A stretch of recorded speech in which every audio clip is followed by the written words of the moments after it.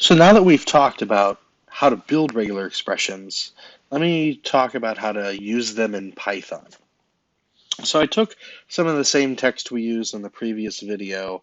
It's just a paragraph, Batman, Batwoman, Tina Fey, a number or a phone number, social security number, and a date. So if we want to run these regular expressions in Python, the very first thing you need to do is here on line 1, import RE. We need to import the regular expressions module into Python. Once you've done that, now we can build a regular expression and compile it and then search it. So let's say we want to find all the names using some pipes like we did before. So what we can do is myregex equals re dot compile,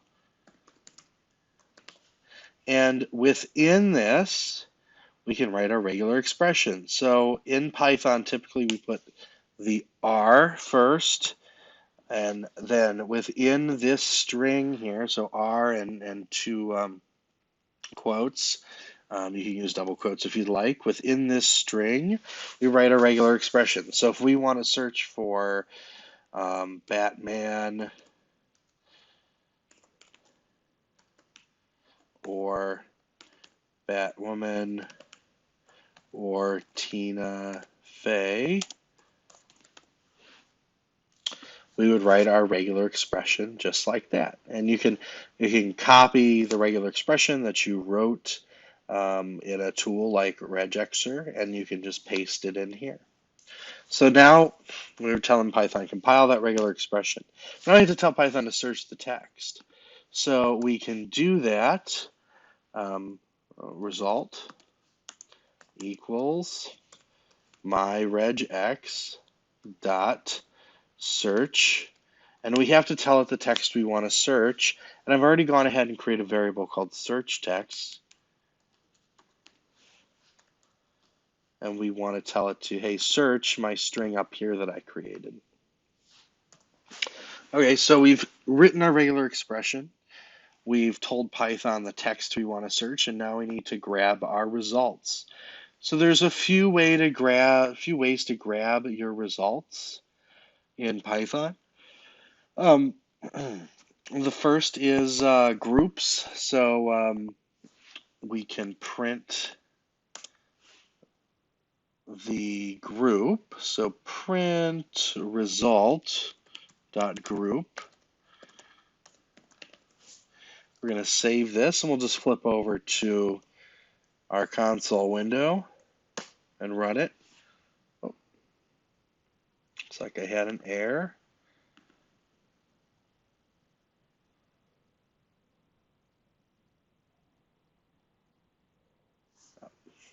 I forgot my parentheses. What am I doing?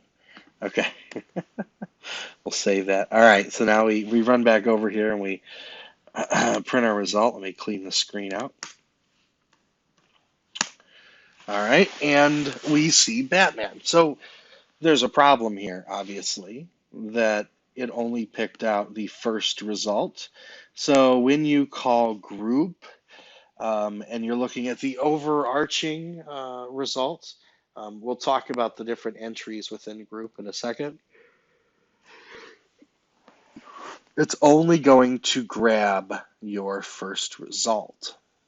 Instead, what you need to call if you want everything is find all. So here, result equals myregex search find all, and we print result. Now, if we save this and flip back over, we see all of our results within a list. We can do the same thing for phone numbers. And I'm going to add in one more phone number to our text as well. um, just to show multiple results. So we talked about our phone numbers before, backslash D, 3 digits, backslash D, 3 digits, backslash D, 4 digits, save it. Now we should match two numbers, 216, 555, 5555, and 440, 555, 5555. Go back here, run it again. No results, so I did something wrong. Oh, I forgot that last hyphen. Always check. I run into issues. You're going to run into issues. Not a problem. That's why repetition always helps. So we will run it again, and now we see our two results: 216, 555, 5555, and 440, 555, 5555. And we talked about groups. Let's jump back to groups, and then we'll jump back to find all again.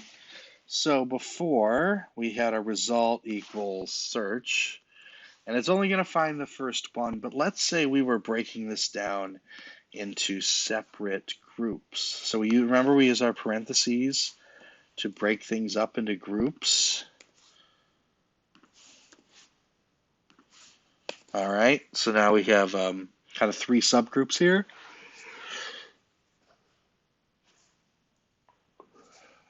The area code, the prefix, and the extension. And we're searching, and then to print the result, we actually need to print the group. Now, what's going to happen when I run this? Maybe it'll work. We'll see. We see only one number. So we have two numbers, but we're seeing only one. Why is that? Because again, if you remember, group returns the first result. But we can also use group to specify subgroups. So group without passing any argument into its parameter results in the whole match. Let's say we want to just look at the area code. Group, and then within group, we type in 1, save it, and we see 216. All right, so if I type in 2, what are you going to expect? 555. And then finally, if I type in 3, we will get 5555. So there you go. So you can specify which subgroup you want, or if you don't specify anything, you get the whole group. But what if you want the whole matches for each number we found, along with all the subgroups? We can use find all, and we'll just print our result. So we got rid of group with a search and replaced it with find all. And now we're just going to print the whole result. I'll flip back. Let me clear my screen. Now what do we get? We get a list of tuples, and those tuples represent each subgroup. So here we have a list in item with index 0 is a tuple 216. Meaning subgroup 1, 555, subgroup 2, 5555, subgroup 3. Next list item, index 1, subgroup 1, 440, and then 555, and then 5555 for each of those subgroups. So that is how to use find all. So we've gone over search, we've gone over find all, and I'm just looking to see for this week, I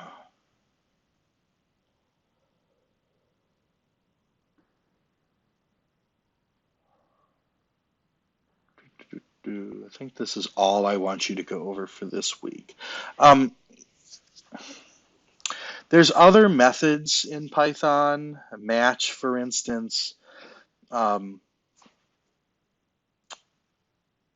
but again, search and find all are the methods that I want you to use.